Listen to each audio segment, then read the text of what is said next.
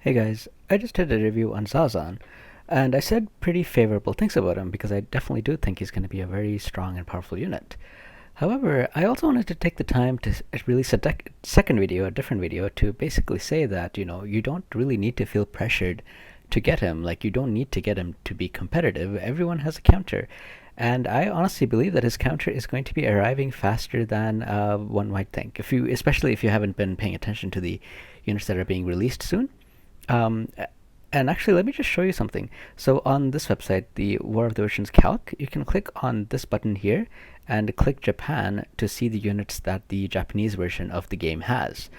And now here you can go to units and take a look at the units that are going to be released in the future. And there's one in particular that I want to talk about right now. That is a wind unit. So where is he now? Here, this guy, Cowell. So I think he's going to be released quite soon. And if you just take a look at his skill set right now, he has, first of all, a passive that increases accuracy by 25. I don't actually know if people will be using that because you might be instead using two ranged passives, but it's something to note. Like, he has one accuracy passive. If he needs, he can equip it. And then he has one of his skills, the target skill gets upgraded to give him additional 30 accuracy, not just for himself but for allies. Right now I'm using, for example, 9S to give everybody accuracy, but he already has that in his skill set with the target skill. And target is something that you would typically want to use anyway because increases his range and increases defense penetration.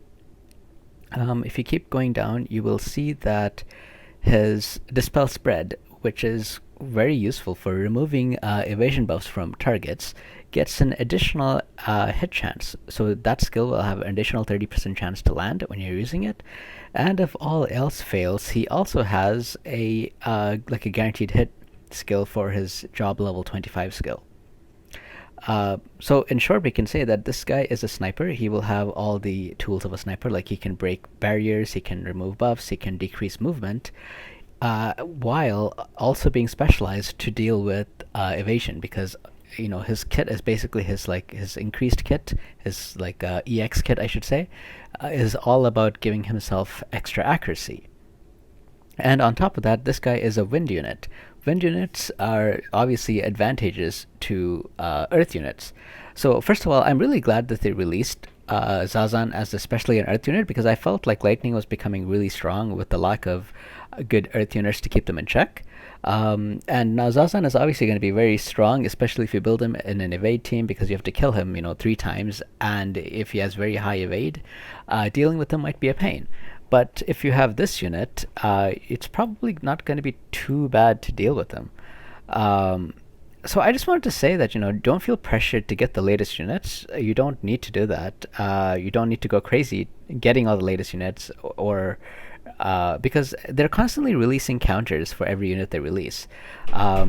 Think of like the best unit that was released a long time ago, like Orlando. He quickly was countered by Killfade, and even now, like a year later, Orlando or Killfade don't really seem to be around much. Maybe they'll make a reappearance when they get their EX eventually, but like all units they release are countered. When a unit like Cowell, he will probably be countered by ice units, and you can look at the upcoming units to see what units you're interested in. You can take a look at the ice units if you want. If you think that Cowell might be something to watch out for, maybe you can think of ice units you can run with Zazan to kind of be able to control that. But what I wanted to say was that all these units have counters, so you shouldn't. First of all, you shouldn't feel pressured to get them. And secondly, you shouldn't think that one unit is just always going to be good. Like, they might be good, but it wouldn't be overpowered. At some point, they will release something to keep that unit in check.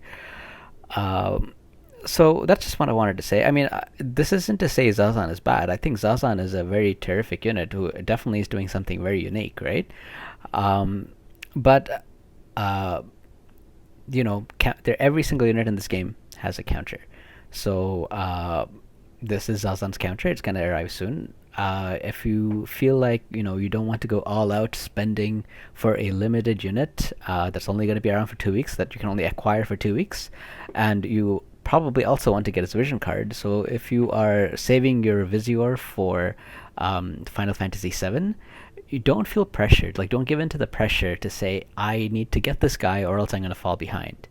Let's assume that they don't release Cowell for the next class match. That's okay. I mean, so you have one class match where you don't do well. That's okay. I've had one class match like where when Titus was released, Titus and Yuna on the first anniversary, I didn't do well that class match, and I went into that class match knowing that I was like, you know what, this is going to be a fun class match for me to experiment.